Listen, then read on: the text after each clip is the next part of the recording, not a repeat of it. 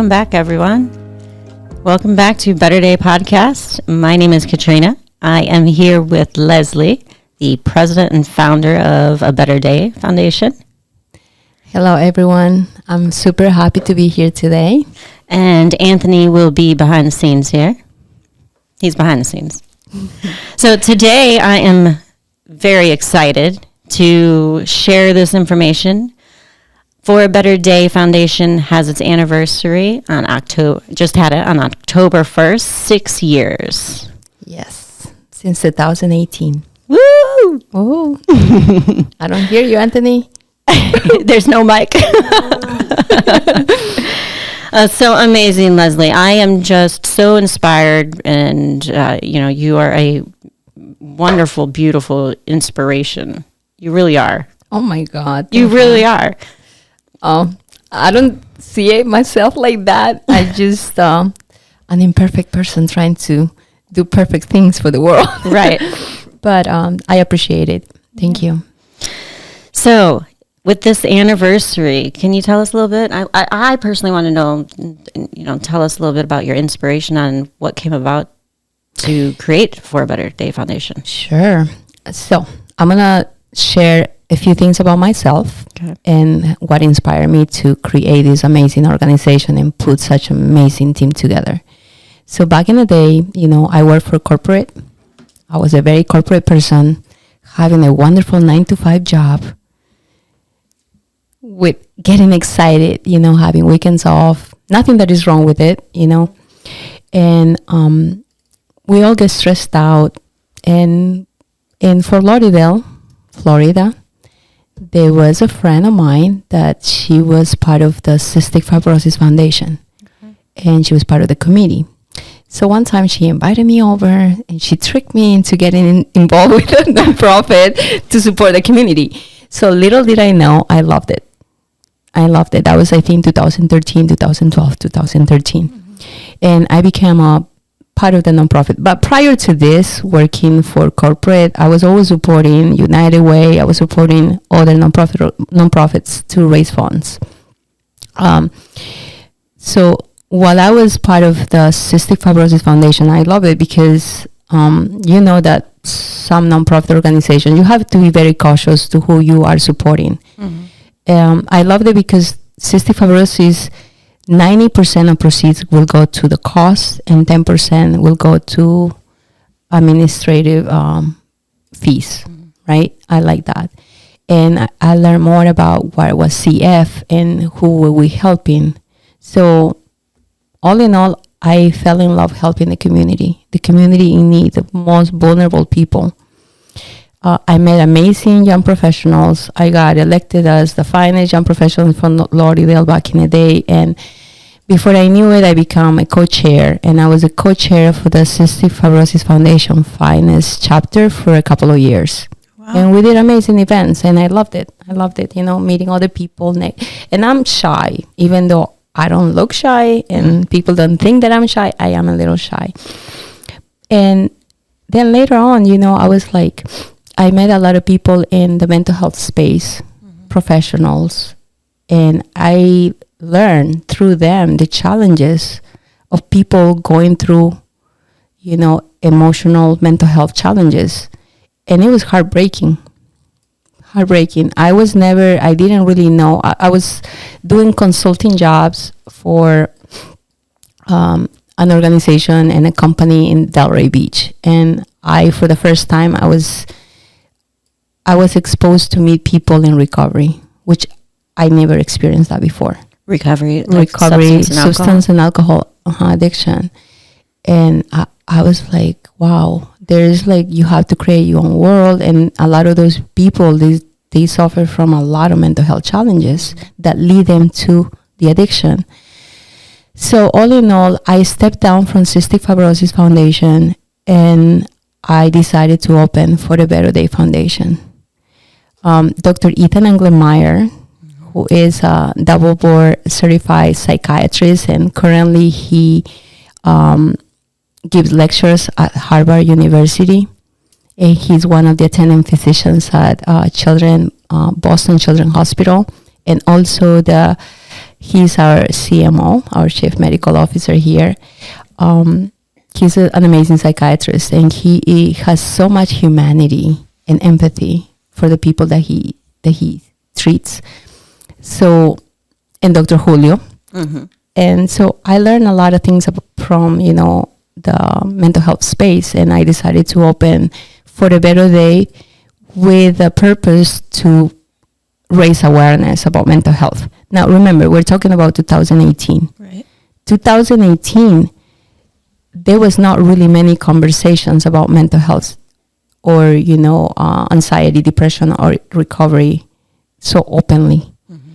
So we did a lot of small events to raise awareness about mental health, to get people to talk more about mental health, to get people more comfortable talking about mental health, especially anxiety, depression. We did a lot of events, and then what happened? COVID hit, 2020. And now mental health is becoming a topic of conversations because all of us, being locked up at home, experiencing with so many mental health challenges through the pandemic and post-pandemic. Mm-hmm. Now people are being more aware about what is mental health, the importance to raise awareness and break all the stigmas about mental health. So that's something that I'm very passionate and I'm very proud of. While we were doing a lot of little events to raise awareness, some events were actually to raise funds. We donated those funds to other sister charities here, local charities. We didn't really do anything to bump the nonprofit. But after the pandemic, recently, I would say we are doing a lot more fundraiser events because while, the pandemic was happening, we provided a lot of support to people that were experiencing anxiety and panic attacks because of COVID and because the lack of technical people to go and provide testing. Mm-hmm. How did you support that? We team up with a couple of big organizations, and Fred Siegel, who is the president of the Broward County Farm Bureau, and he was the president of the Kiwanis Club of Pompano Beach. We even set up collection sites for COVID because there was no COVID testing being done. There were a lot of resources when it comes to the first responders that there were not many people willing to do it because they were exposing themselves. So there was a lot of need from the technical side, expertise for the frontline, doctors, nurses, technicians from the medical field. So there were many people available to help communities in need, especially the public housing, homeless people. Yeah. And a lot of people didn't want to, when you're homeless, you're very exposed. Mm-hmm. And people in public housing in Miami, we coordinated with a lot of community leaders to set up sites to provide COVID testing and provide the test results in a timely manner. But not so much to just do the COVID testing. A lot of those people suffer from anxiety and depression. And the levels of anxiety that they had during COVID were so high that they were experiencing panic attacks and they thought that they were dying from COVID. So having experience in the mental health space gave us the opportunity to put their anxiety a little bit at ease and provide them tools and other resources to,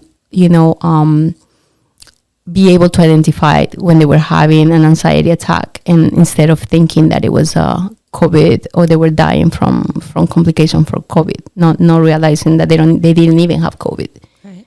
So we help them in that way. We link them with services. And we had technicians and we have physicians that help us throughout that way. A couple of years, we tested 1,000. I'm telling you, Katrina, probably 3,000 people at least.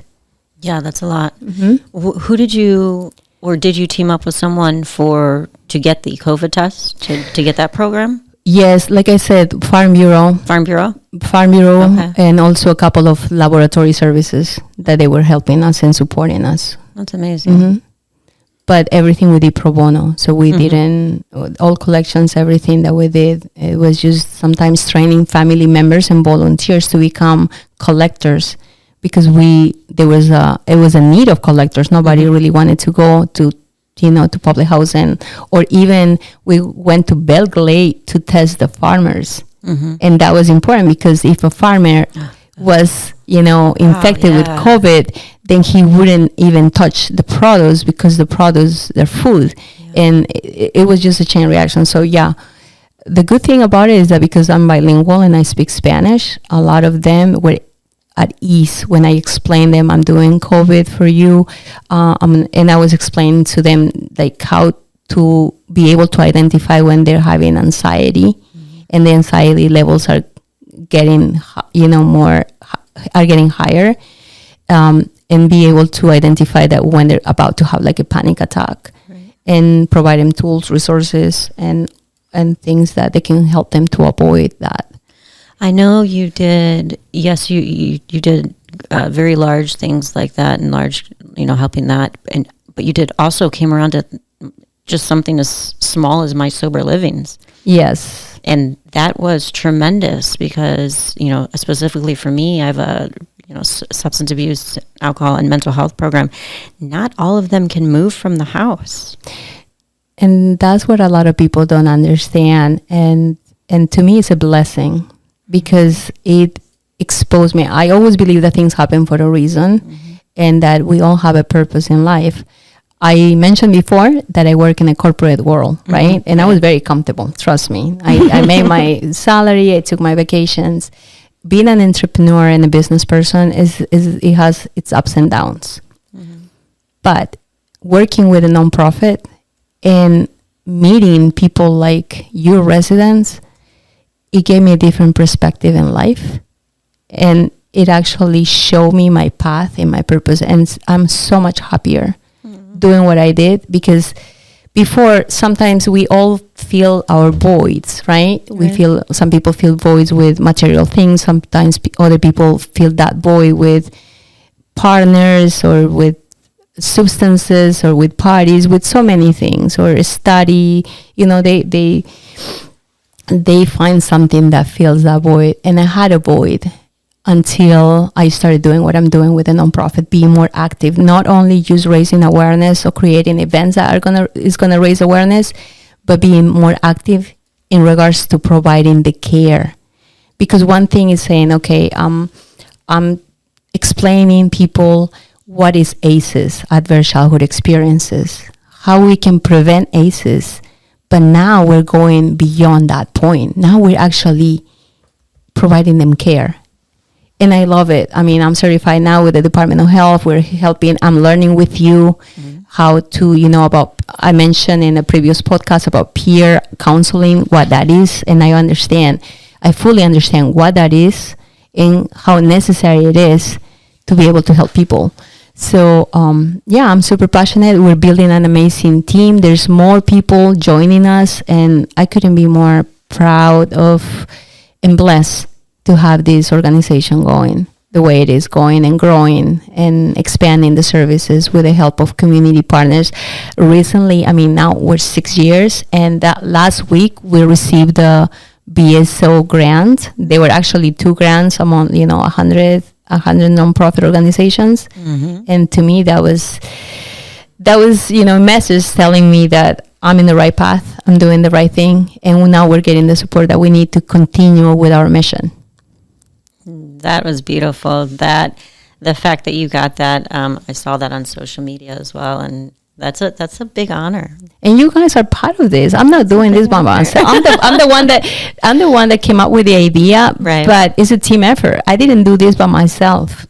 I had a lot of collaboration with community partners. Now we partnered up with Eat Better, Live Better, which is another nonprofit organization that provides produce, healthy vegetables for people, to better their nutrition, because the gut and brain connection is important when it comes to anxiety and depression. And people need to learn how to nurture and take care of their body by eating better. And you are part of this process. I am, and I'm very honored to be a part of that process. What I was just thinking, what are some of your biggest struggles at creating and going through? Because 6 years, it may have flew by, but that's a long time. So, what are some of your struggles you would think within the nonprofit, and then also with your leadership? Well, I have my own business, right? Mm-hmm. It's hard to open up a new nonprofit when you're not really aware of. Okay, you have the passion, the desire, mm-hmm. but then you need to educate yourself. You need to seek for professional guidance. And I have Clint Warren Simrin, who is an expert in nonprofit. He's an attorney, and he pretty much guided me when it comes to legal and compliance. Then I have, my team, building a team. And I was good at that from the corporate level, the corporate world, working in a casino, hospitality industry, and other companies. So I am applying all my knowledge into this nonprofit. One of my biggest struggles was the financials because, I was funding everything.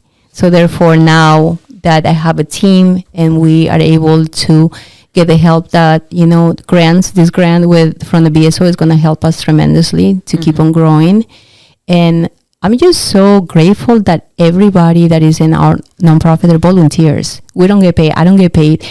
Everything goes to the cause. So trying to accomplish something like that is huge because sometimes people, give something in return and people expect, and it's normal because it's your time. But a lot of our volunteers, they have their own businesses. So they have the availability and also the means to be able to volunteer time with us. And I'm super grateful about that. Oh, that's good. How do you personally, as a leader, deal with your burnout? Because I phrase it that way because we all have burnout and we all have to deal with it and cope with it. There's certain things that I do. I love to dance and I love music.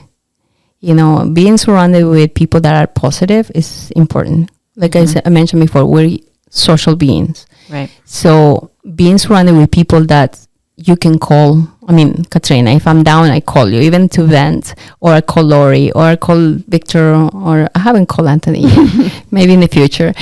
But having that support from individuals that they will be there for you no matter what. And vice versa, I'll be there for them no matter what is important. But then there are also other ways to help yourself before you get burned out.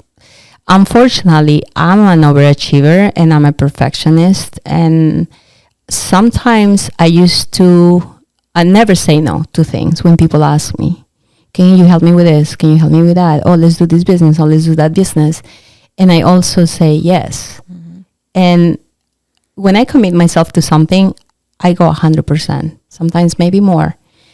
Now I'm learning to say no. Now I'm learning to prioritize the things that I'm working because I don't want to get to the point that I don't want to pour from an empty cup. And if I'm not 100%, I cannot give 100%.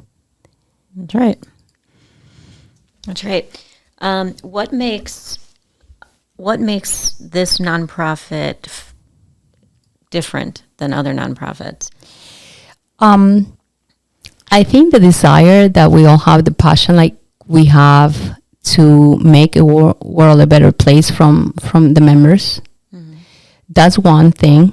Once again, we're all volunteers. Nobody's forced. Nobody's getting a salary that you have to, do it because for other reason, but to be passionate and show humanity. But what it makes it better is because not only the team is also the cause. Because not many organizations focus on ACEs, adverse childhood experiences, the root cause of the trauma. Mm-hmm. If we can prevent that trauma, we can prevent a lot of unhealthy habits as adults or perhaps depression, anxiety, and other health conditions, Right. like, complications with your heart, pulmonary complications, stroke, even cancer. So it's very broad, but there are ways to help the community and share with the community. Sometimes you wonder, why am I the way I am, right? Mm-hmm. And you wonder, and then you think all the trauma, and sometimes people don't even know that they live in a very dysfunctional household. Mm-hmm. And to them it's normal when it's not normal. Right. And then, sharing, creating awareness, educating people about ACEs, sharing information with people about ACEs, adverse childhood experiences, how to prevent it, but not also how to prevent it. We are also providing linkage to care and finding all the resources they are when it comes to community assistance, even looking for the right healthcare that they need for that specific need that they have. Right. Let's talk about some of these volunteers that you have on the board. And I know you have different boards because I know that the Big Believe event is coming up this month, August 19th. Yes. And look at Anthony. You can't hear Anthony, but he's over here dancing. Yeah. But yeah, let's talk about the volunteers and the board members. I particularly like it because each person has their own specialty, Responsibility in the area. responsibility, their expertise. That's the word. Mm-hmm. Their own expertise. Yes. Like you are in charge of recovery. And within recovery, there's a lot of people that need service hours. Mm-hmm. And some people perhaps need to learn different skills to be able to, step back into society. Right. And learn different traits to be able to survive when, they leave the detox centers. And I like that because you are like 100% on board, even more. You give more than 100%, and you're very dedicated and committed to help us build that, the program that is ACEs Care Club, Mm-hmm. right? Brand ACEs new. Care Club is brand new. So we're building our volunteer base, and that we're teaming up with other organizations like Oak View Group, which is OVG Group, with Inter Miami, and that gives individuals the opportunity to work in the hospitality industry. So if somebody that perhaps is looking for a job, and there's always jobs at restaurants, mm-hmm. there's always jobs at coffee shops. If you have that experience, you'll be able to get hired. Mm-hmm. As a matter of fact, I spoke with a couple of your residents that they never work in the hospitality industry and they didn't know what to do. And I said, don't worry, it's easy. Mm-hmm. All we have to do is this, bussing tables and all the stuff, and we show them. So now if they're looking for a job, guess what's going to happen? They do have the experience. Mm-hmm. And they can put that on their resume now. Exactly. And not only that, they're learning a new skill, they're also getting hours.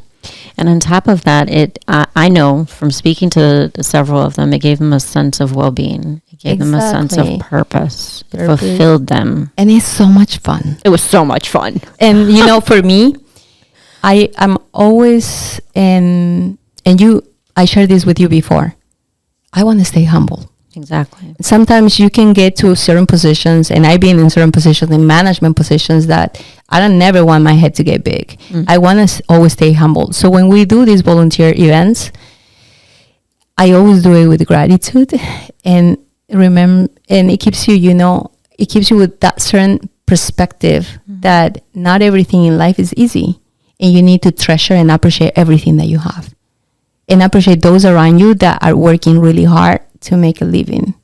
Mm-hmm. So I appreciate all the volunteers. I appreciate you guys. You're in recovery. Then we have Anthony. He is in media. So he's working on videos. He's working right now with our podcast. And the poor thing has been working. Right now it's so late. So I do appreciate your passion and dedication, Anthony. Thank you so much. And you're doing even other things that, for the Believe event that is coming up next week. It's going to be October 19th. It's a Saturday. Workshops start at 5 p.m. The reception starts at 6:30 until 10:30. Don't miss out. Check our website for events to join us. And it is located at Semple McDowell House, which is a preservation home in Pompano Beach. Yeah, we're gonna have so much fun. It is so much fun. So that's one, Recovery Believe is one of our reach events, but we have other events that are smaller events throughout the year. Tomorrow that we have an event. We have an event called, what is it? Groove for a Cause? Group for a Cause, yes. That's with Lori. Lori is also our director of outreach. She's a very bubbly person. Everybody that knows her loves her. And yes, we're teaming up with her. She's doing her event. It's more so a networking event with, professionals and spread awareness about mental health. People, everybody, goes through emotional and mental health challenges, and we're here to support them. And we do have different events, like Leslie, like we have that Groove for a Cause tomorrow. That's more of a social event, right? Yes, it's more social for business people, people that like Anthony likes 9 to 5, that they want to, unwind at the end of the day, they're tired and go for a happy hour, but at the same time, make it meaningful. Exactly.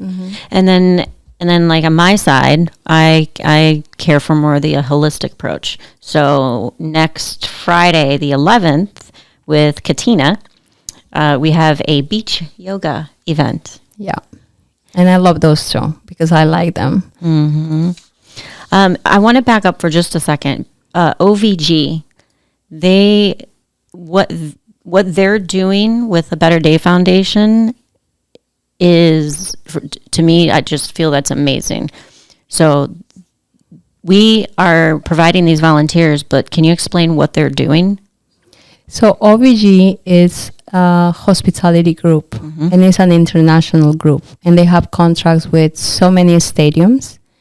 And instead of hiring people from agencies, they team up with For a Better Day to give us the opportunity to get our volunteers working and helping out the events, and they will be funding us, with our initiatives. So they will be supporting a lot of our initiatives that we currently have that we need, instead of doing a fundraiser, we'll have a volunteers there, and we'll be pretty much doing a fundraiser at the OBGT events. And they get to meet NBA players, they get to see Messi, they get to see David Beckham, they get to enjoy the games, which are, I'm a soccer fan, so I love it. And I can't wait for the World Cup. And we were both there. We were both volunteering. Yes. And I know, I don't know if you got to meet any of them, but I know I met a few of them, passed a few of them. It was very surreal. Yeah. Last week there was an NBA player from the Miami Heat. And I actually follow that player for a long time. I'm a Heat fan too. I like basketball and I like soccer. So those two are like, okay. I like basketball, soccer, and hockey. I like basketball and soccer. She's like, no hockey. I'm good with those two. But yeah, it's an amazing ride. I love what we're doing, and we're expanding. We got new members. We got Rob Wild that, is supporting us now with the operations, because it takes a lot of work. It's a lot of work. It's not easy. If people want to get into this field of nonprofit, is a lot of work. There's a lot of moving parts. There really is.